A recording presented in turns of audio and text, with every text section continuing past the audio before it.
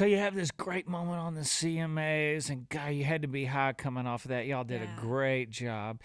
Thank you. Then you go back to Oklahoma, and what's it like at school and everything? Boring. Huh? Boring. But what about your friends? What was their reaction? Well, I was already out of high school. I was 19 and already in college.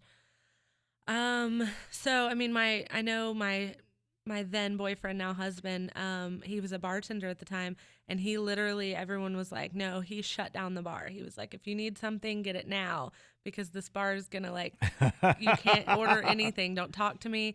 Everyone said he paced back and forth. I think, though, my friends had seen me perform in little local gigs and competitions and stuff, but I think that was when they were like, oh, like, you really want to do this. This is your thing. So it was really cool to see their support. Everyone watched it and was just as excited about it as I was. What'd your dad say to you when you came off stage? I mean, was it like...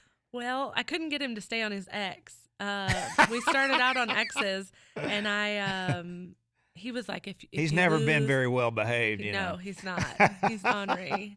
I'm not either. I was coming in here and I'm making my own turns, and I was like, I always pave my own path. I don't know where you're going, but he was like, well, that's outside. So I think he was trying to tell me that, if I lost my place or if I got nervous or, it was my first time in that kind of venue. So he was like, I'll be here. Just look over. And I was like, well, right now you need to not be here. You need to be on your X over there. And I was all about, like, come on, let's do this. And the curtains opened, and Faith and Tim were right on the front row, which for me, I was just like, that's amazing. And then you start looking around, and it's all these people that you have seen do these shows so many times. It's like a wax museum out there. In my mind, I was like, oh, step it up. This is an audience to perform to. And I had no nerves, and we got done, and he hugged my neck and put me in a headlock like he always does. And he said, so how was it? And he expected me to be like, oh my God, that was the most amazing thing ever. And I go, it wasn't as big as I thought it was going to be.